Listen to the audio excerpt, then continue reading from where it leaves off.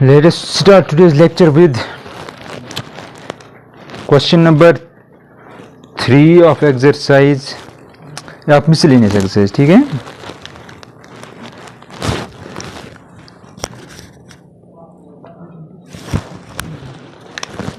यहाँ पे देखो क्या करना है. miscellaneous exercise, right, of chapter first. Question ऐसे है, ये कहना है ABC 3 सेट्स हैं such that A union B is equal to A union C, ठीक, and A intersection B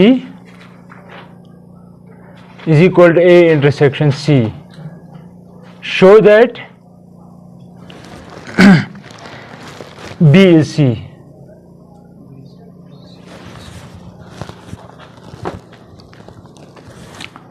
देखो, मैं आपको एक इंट्यूशन बता रहा हूं, ये और ये आपको गिवन है, आपको ये प्रूव करना है. These are premises, right. यहां पे क्या है, A union B is equal, अगर आपके पास ऐसे हो ना 5x is equal to 5y, इसका मतलब क्या, हम 5 काटते हैं, है ना. यहां पे भी ऐसा ही कुछ टेम्पटेशन है कि A union B is equal to A union C, A और A खत्म, B is equal to C. यहाँ पे A intersection B, A intersection A और A कॉमन है, खत्म करेंगे तो B is equal to C ही निकलेगा. लेकिन ये अगर सिर्फ इतना होता, आप ये नहीं कह सकते हो, याद रखना मेरी बात. अगर ये भी गिवन हो और ये भी गिवन हो, तब आप कह सकते हो B is equal to C होगा, क्योंकि यहाँ पे भी A है, यहाँ पे भी A है, लेकिन यहाँ पे इंटरसेक्शन है, यहाँ पे यूनियन है. जब भी ये हो, आप ये लिख सकते हो, कैसे, A और A खत्म हो रहा है, B equal to C, A और A खत्म हो रहा है, B is equal to C. ठीक है, लेकिन दोनों कंडीशन इंपॉर्टेंट है. लेकिन ये ऑर्डिनरी अलजेब्रा है, वो सेट थ्योरी है ना, क्योंकि अगर ऐसे होता तो मल्टीप्लिकेशन में हम काटते हैं ऐसे, है ना. लेकिन सेट थ्योरी में ये भी होना चाहिए, ये भी होना चाहिए, तब आप कह सकते हो B इज C, यानी कि x इक्वल टू y की तरह. ठीक है, अब आपको ये प्रूव करना है. हमें क्या प्रूव करना है, B इज C. तो क्या करेंगे, हम क्या करेंगे, B is subset of C and C is subset of B. मैंने बताया ना. तो सबसे पहले हम करेंगे, क्लेम करेंगे, क्लेम मीन्स प्रूव करेंगे, टू प्रूव करेंगे. क्लेम मीन्स प्रूव क्या करना है, B is subset of C. सबसे पहले हम यही करेंगे, ठीक है. ये दिखाने के लिए क्या करेंगे, रैंडम एलिमेंट, आर्बिट्री एलिमेंट लेंगे B से, और ये प्रूव करेंगे वो C में भी हैं. अगर ऐसा हुआ तब आप ये कहेंगे B is subset of C. तो मैं क्या कहूंगा, मैं कहूंगा let x belongs to B. कोई शक, अगर x B में है, क्या मैं ऐसे लिख सकता हूं, which implies x belongs to A union B. बोलो, सोचो, इसका मतलब क्या हुआ, x या A में है या B में है या दोनों में है. अगर कम से कम एक में होगा तो यूनियन में भी होगा. अगर x A में होगा तो x A यूनियन B में भी होगा, क्योंकि यूनियन का मतलब हुआ इसके सारे एलिमेंट्स इसके सारे एलिमेंट. हमें पता है x किस में है, तो x B में है तो यूनियन में भी होगा. ओ, है ना, इजी. मैंने तो लास्ट टाइम भी बताया था. For example, 1 belongs to this set 1, 2 and 1 does not belongs to 2, 3. मत, तो मैं स्टिल लिख सकता हूं, अगर ये A सेट है, ये B सेट है, तो मैं लिख सकता हूं x बिलोंग्स टू इसका और इसका यूनियन. क्या आएगा वो, 1, 2, 3. क्या इसमें है ना. लेकिन यहां पे क्या था, इसमें नहीं था, इसमें था, लेकिन यूनियन में होगा. समझ आया. यहां पे मैं ऐसे कह रहा हूं, x बिलोंग्स टू B, उसका मतलब वो यूनियन में भी होगा. A में हो या ना हो, लेकिन A यूनियन B में डेफिनेटली होगा, क्योंकि ये B में है. एग्जाम्पल वहां पे. लेकिन A यूनियन B किसके बराबर है, तो इसका मतलब क्या हुआ, अगर x इसमें था, ये इसके बराबर, तो इसका मतलब ये हो, ये इसमें होगा.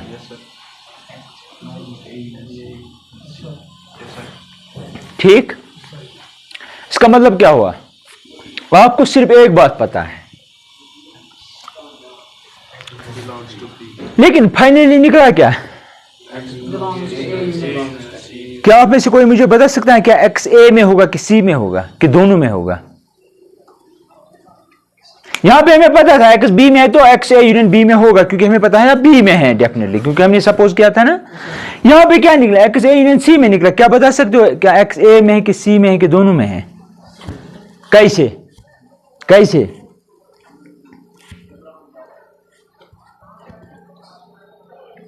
यहां पे था ना पता एक्स बी में है तो यूनियन में होगा, क्योंकि अगर एक्स यूनियन में था इसका मतलब हुआ कि इसमें होगा या इसमें होगा या दोनों में होगा।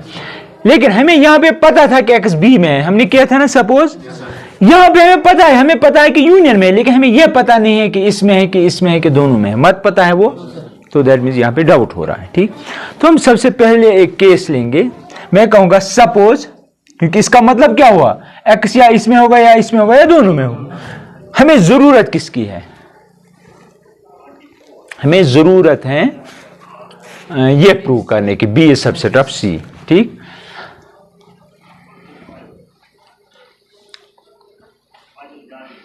हां, तो मैं सपोज करूंगा x belongs to A for example.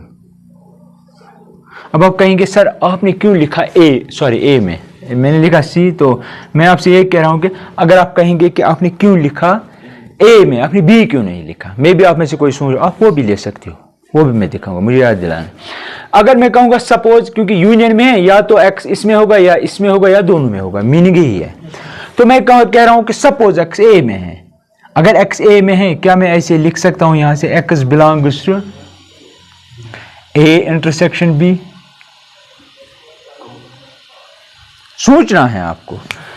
मुझे पता है एक्स इसमें है, लेकिन एक्स ऑलरेडी किस में था? मैंने सपोज किया एक्स ए में, लेकिन एक्स ऑलरेडी बी में था। अगर इसमें भी है इसमें भी है तो किस में होगा? दोनों में होगा। दोनों का मतलब क्या हुआ? कॉमन। कॉमन का क्या मतलब हुआ? Intersection. This is the reason मैंने इंटरसेक्शन लिखा। ठीक है, लेकिन ए इंटरसेक्शन बी किसके बराबर है? तो मैं क्या लिख सकता हूं यहां पे, this is equal to A intersection C. तो इसका मतलब हुआ ना x belongs to A intersection C. कोई शक? आपने एक्स यहां से लिया, लेकिन आपको प्रूव करना है कि एक्स सी में है। ठीक, अगर एक्स इंटरसेक्शन में है इसका मतलब क्या हुआ, इसमें भी है और इसमें भी, क्योंकि इंटरसेक्शन है। तो इसका मतलब हुआ एक्स बिलोंग्स टू सी। कोई शक? आपने कहां से लिया था एक्स? निकला कहां पे? इसका मतलब क्या हुआ? B equal to C. कहां से? B is a subset of C. अगर अब आपने यह प्रूव किया कि सी भी सबसेट ऑफ बी है, तब ये बराबर होंगे। ठीक, अब क्वेश्चन था कि सर आपने यहां पे किया सपोज ये ए में, क्योंकि हमें पता ही नहीं है इसमें है उसमें है कि दोनों में है। मैंने सपोज किया ये ए में है। अब दूसरा केस क्या बनता था? सपोज हाँ एक्स बिलोंग्स टू सी। अगर एक्स सी में है लेकिन एक्स ऑलरेडी कहां पे था? तो इसका मतलब हुआ ना, बट अच्छा चलो मैं लिखता हूं एक्स ऑलरेडी हमें पता है बी में है। अगर एक्स इसमें था और निकला इसमें, तो इसका मतलब हुआ ना विदाउट डूइंग एनीथिंग ये इसमें होगा। दिस इज द रीजन मैंने ये साइड लाइन किया था, ये ऑलरेडी ट्रिवियल था, क्योंकि हमें प्रूव ही करना था कि अगर बी से लिया है सी में प्रूव करो है।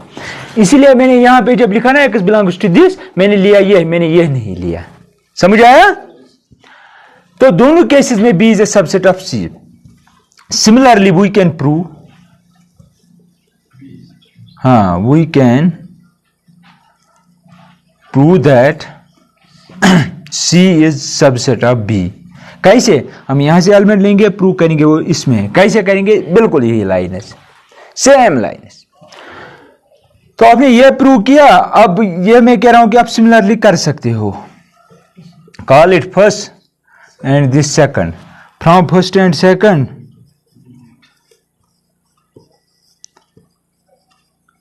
What we gate?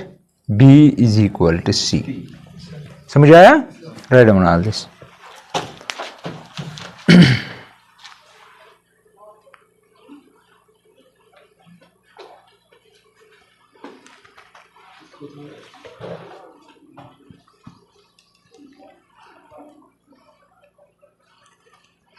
समझ आया आप लोगों को?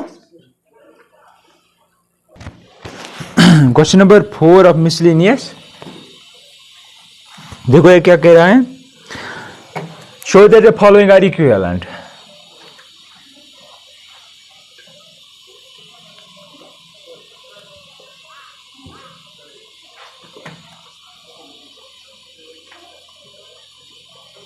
क्या गो ये इक्विवेलेंट क्या गो हैं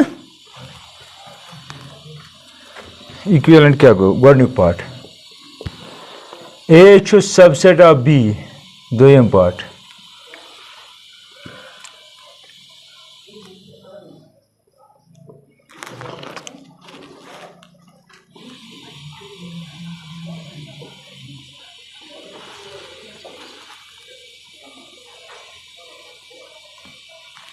ये आपको प्रूव करने इक्विवेलेंट इक्विवेलेंट का मतलब हुआ इक्विवेलेंट का क्या मतलब इक्विवेलेंट का मतलब ये इसके बराबर नहीं अगर ये हुआ ये भी होगा अगर ये हुआ ये भी होगा अगर ये हुआ ये भी होगा अगर ये हुआ ये भी होगा अगर ये हुआ ये भी होगा अगर ये हुआ ये भी होगा अगर ये हुआ ये भी होगा अगर ये हुआ ये भी होगा और वो भी होगा अगर ये हुआ ये भी होगा ये भी होगा तो ये भी होगा ये हुआ इक्विवेलेंट ये सारा आपको प्रूव करना है मैं एक दो दिखाऊंगा फिर आप खुद का देख लेना समझ आ रहा है तो मैं सबसे पहले कहूंगा सपोज ये हो रहा है अब मैं क्या दिखाऊंगा ये भी हो रहा है ये भी हो रहा है ये भी हो रहा है मैं कहूंगा suppose first is true first is इसका मतलब हुआ ए सबसेट ऑफ बी मैं सपोज कर रहा हूं हो रहा है ये प्रीमिसेस है नंबर अब मैं ये दिखाऊंगा क्या दिखाऊंगा हाँ तो मैं कहूंगा सपोज मुझे दिखाना है ना ये मैं कहूंगा कंट्राडिक्शन ये टेक्निक से हम चीजें प्रूव करने के लिए आप नई नई चीजें देख रहे हो सपोज ए माइनस बी क्या है ये हमें प्रूव करना है लेकिन मैं कहूंगा suppose this is not phi यानी कि ये एम्प्टी नहीं है क्या मैं एग्जांपल दिखाऊं पहले देखो क्या हो रहा है हमें ये दिखाना है कि अगर ये हो रहा है ये भी हो रहा है इसका मतलब क्या हुआ ये इसमें होना चाहिए तो मैं ऐसे एग्जांपल लूंगा ए में लूंगा फॉर एग्जांपल 1 बी में ले रहा हूं 1 और 2 अब देखो क्या ये इसका सबसेट है यस अगर ये हो रहा है तब ये कह रहा है ये भी होगा ये भी होगा ये भी होगा करो ए माइनस बी क्या आएगा ए माइनस बी ए से बी के एलिमेंट्स काटने हैं ए बी में 1 है ये यहां से कटेगा क्या 2 इसका मतलब वो सारे एलिमेंट्स ऑफ ए वो सारे एलिमेंट्स ऑफ ए जो बी में ना हो हाँ इसका अगर डेफिनेशन आप देखेंगे x such that x belongs to A and x does not belongs to B इसमें वही रहेंगे a माइनस बी कौन सा एलिमेंट ऐसा a का है जो b में नहीं है क्या कोई है कोई नो ऐसा कोई एलिमेंट है ही नहीं तो एम्प्टी आएगा तो वही कह रहा है ना ये a माइनस बी अगर सबसेट है तो क्योंकि a is subset of b अगर ये हो रहा है तो ये खुद ब खुद होगा मैंने एग्जांपल दिखाया मैंने क्या कहा प्रूव करने के लिए कि ये सपोज ये एम्प्टी नहीं है ये एम्प्टी डेफिनेशन याद रखो अगर ये एम्प्टी नहीं है इसका मतलब वो ए माइनस बी में कोई एलिमेंट है ठीक ए माइनस बी में कोई एलिमेंट है तो विच एम्प्लॉइज अगर ए माइनस बी फाइव के बराबर एम्प्टी नहीं है उसका मतलब क्या हो ए माइनस बी कम से कम एक एलिमेंट है ना तो मैं कहूंगा which implies there existence at least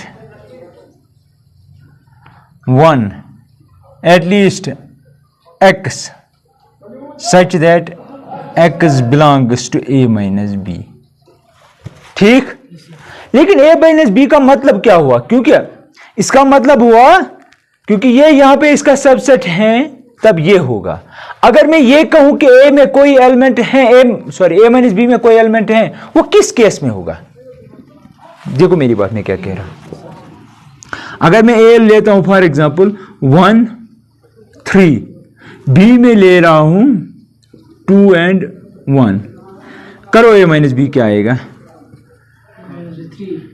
3 right वो सारे एलिमेंट्स a के जो b में ना हो वो सिर्फ 3 बचता है लेकिन आपने क्या कहा आपका आना चाहिए एम्प्टी फिर प्रॉब्लम क्या हुई हाँ A is not subset of B यही तो प्रॉब्लम है अगर ये इसका सबसेट ना हो तब ऐसा पॉसिबल है तब ये जरूरी नहीं है कि ये एम्प्टी होगा ठीक अब मैं अगर कह रहा हूं ए माइनस बी 5 नहीं है तो ऐसा ही होगा ना फिर लेकिन उस केस में क्या होगा क्या ये इसका सबसेट होगा तब ये सबसेट ही नहीं होगा लेकिन मैंने क्या कहा था सपोज फर्स्ट इज ट्रू यानी कि ए सबसेट ऑफ बी है तो वही मैं कह रहा हूं अगर कम से कम एक एलिमेंट ऐसा है जो इसमें which implies A is not subset of B लेकिन मैंने क्या कहा था, वो सबसेट हैं। मैंने कहा सपोज फर्स्ट इज ट्रू, उनसे ये सब निकलने चाहिए। तो which implies A is not subset of B and which is a contradiction, which is a, पहले समझो बात को, विच इज अ कंट्राडिक्शन। लेकिन कंट्राडिक्शन किस बात की कंट्राडिक्शन, क्योंकि ए सबसेट ऑफ बी होना चाहिए था, है ना। तो which is a contradiction to, आपको क्या करना था, आपने क्या कहा ये सपोज है, ये ट्रू है, ये प्रूव करना था, ये सारी ये भी। पहले मैं ये दिखा था, मैंने सपोज किया ये तो सबसेट है, लेकिन मैंने क्या कहा, मुझे ये प्रूव करना था। मैंने कहा ये इसके बराबर नहीं है, this not empty, that means वहां पे कोई एलिमेंट होगा। तो जब वो होगा that means there is at least 1x, चलो लिखो 1x such that x belongs to this. जब भी ये होगा उसका मतलब ये हुआ कि a is not subset of b, वो मैंने दिखाया एग्जांपल के लिए। अगर ये नहीं है, लेकिन वो तो फिर कंट्राडिक्शन है किस बात को, कि ये इसका सबसेट है, a सबसेट ऑफ b। तो अगर कंट्राडिक्शन है, लेकिन उससे क्या साबित होता है कि ये एम्प्टी नहीं, ये नॉन एम्प्टी नहीं होगा, ये एम्प्टी ही होगा। नहीं आ रहा है समझ वसीम? मैंने ये टेक्निक से चीजें प्रूव करने की, मैंने क्या कहा, मुझे ये सपोज करना था, ये प्रूव करना था। मैंने कहा ठीक है, ये तो ठीक है, लेकिन मैंने कहा suppose this is not equal to 5। मैंने देखा, चलो मैं देखता हूं क्या होगा। मैंने कहा this not equal to this, तो फिर ये निकला, उसका मतलब हुआ ये, लेकिन ये तो इस बात को कंट्राडिक्ट करता है। तो अगर ये इसको कंट्राडिक्ट करता है, दैट मीन जो हमने सपोज किया था, मैंने किया ना ये सपोज, ये गलत है, इसका मतलब हुआ ये गलत है। तो फिर सही क्या हो सकता है, सही होगा a माइनस बी इज 5। ठीक, ये एक बात प्रूव हुई। अब इसी से मैं ये भी प्रूव करूंगा। नेक्स्ट, यानी कि यहां पे मैंने क्या दिखाया, फर्स्ट, अच्छा यहां पे लिखूंगा देयरफॉर फर्स्ट इंप्लाइज सेकंड, सही हुआ। Next I will show that first implies third, that means this thing. In short जो अब ऑब्जर्व कर पाएंगे, अगर मैं कहूंगा suppose A is subset of B, मुझे ये लेना है, ये दिखाना है, वही मैंने कहा ये इसका सबसेट है।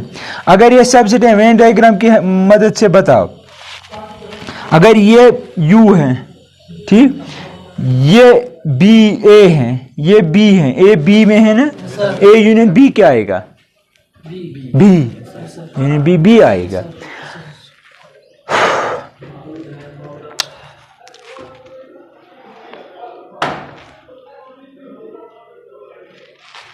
ठीक है, तो आप ऐसे भी कर सकते हो with the help of Venn diagram. Suppose this, then